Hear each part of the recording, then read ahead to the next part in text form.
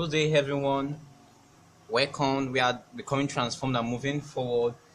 I hope we are becoming transformed. There's a lesson and there's a group which you can use to improve yourself as a beginner. Transformed musician are going to make every musician be transformed. So, in this particular lesson, we will be dealing with a chromatic scale. A chromatic scale is a non-diatonic scale. Remember, what in the last lesson we talked about, one of the lessons we talked about diatonic scale, like the major scale is in the key of C. Is a diatonic scale. And another example is of a diatonic scale is a minor scale. Although we did not talk about the C minor scale, we only talked about the A minor scale. But let me play the C minor scale for us to see. This is a C natural minor scale. It's kind of sad. So in this lesson, we'll be talking about the chromatic scale. The chromatic scale is a non-diatonic scale. It's a scale that consists of notes that are semitone apart. It's a scale that the notes are semitone apart. When you say play the chromatic scale of C, you are using all the notes of the keyboard from C. You're using all the notes from C to the next C. It will be like this. For example, from the key of C, when it says play from the key of C, you have to start with C and usually end with C. So it goes like this.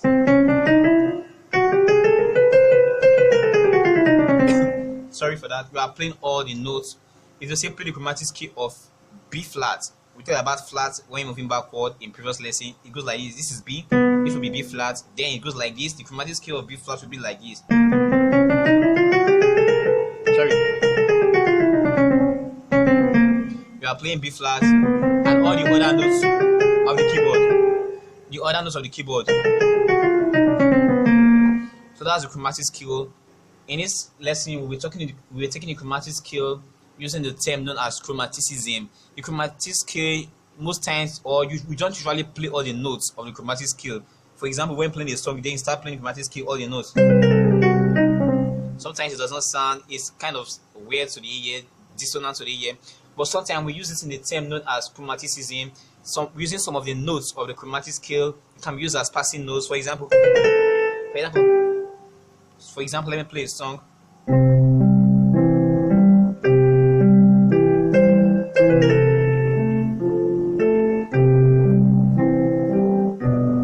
I did something like this. That's part of the chromatic scale. Chromatic scale of C while going down is. But I use just parts of the chromatic scale. That's a term called chromaticism when you are using parts of it. Sometimes when playing blues. You see, I did something like this just now. I know you don't understand this, but I'm just trying to show you the concept.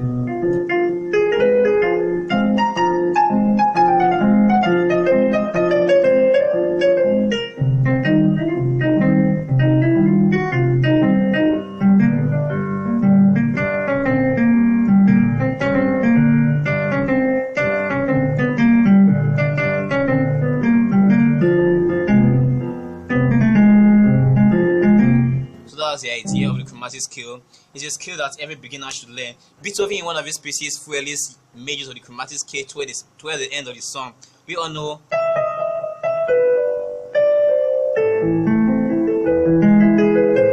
Towards the end part, he did something like this.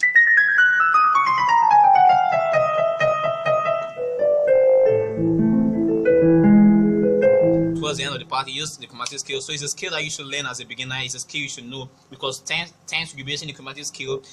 There's this popular bass walk down. Sometimes you've heard of something like this.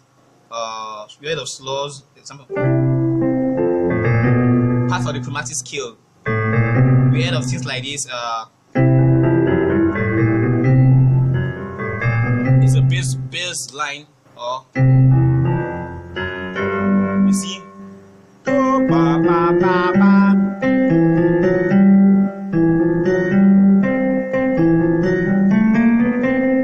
Part of the chromatic scale, so it's an important scale. So we'll be learning the chromatic scale.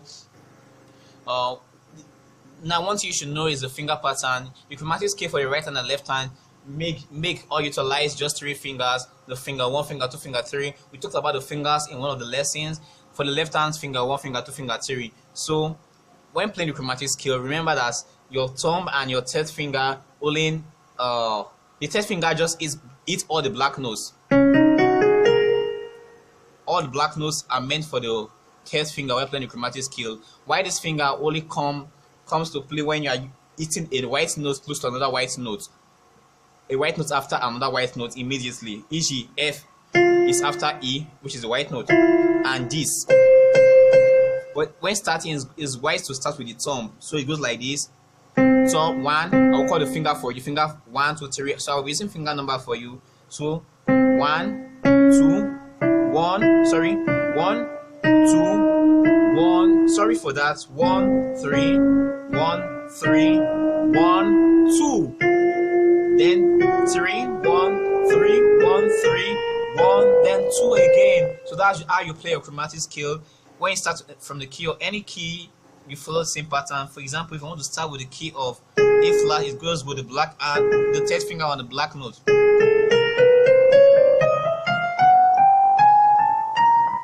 When playing the chromatic scale, it's good to make your end look like this. It's good to free your end because you will be having a hard time playing the chromatic scale. So I suggest using the metronome to learn the chromatic scale. You can slow the tempo by clicking tempo. Then you can go with the tempo slowly. Till you are familiar with that, till you can move freely, then you increase the tempo a little bit. That's how you practice. Sorry for that. That's how you practice. So for the left hand, also the same thing. Thumb on the white. Then you play this. You use your second finger for this. You can't go like this. You see, it goes like this. Finger 1, finger 3, finger 1, finger 3, finger 2. You see, it's good and easy. So one way to practice the chromatic scale is to start from C. It's good to start from C as a beginner also. Then you go like this. All the notes. Then you end in C. Which is 1 octave.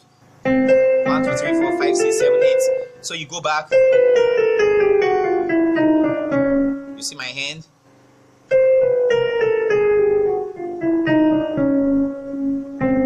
Then instead of ending in C this time around, you end the C sharp. So it goes like this. Then you start from C sharp to the next C sharp. Then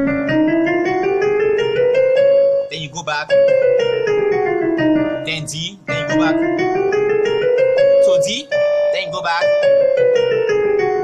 So E flat. Then you go back. Then you go back. Then to E. You stop at E. It's kind of challenging. Then you stop at F, sorry. Sorry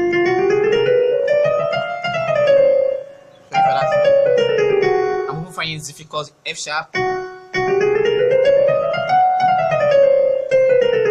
G. A flat. Then you stop at A.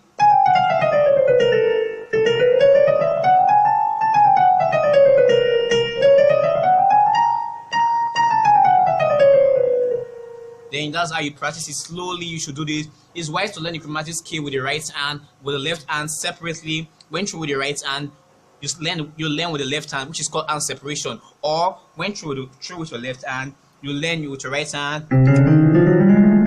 It's wise to learn the chromatic scale in octave. It's wise to learn it with right hand and left hand. With double ends together is good. One way of gaining independence, finger independence, which simply means playing two different things with at the same time, and you are using just one brain. For example, I was doing, you see, or example.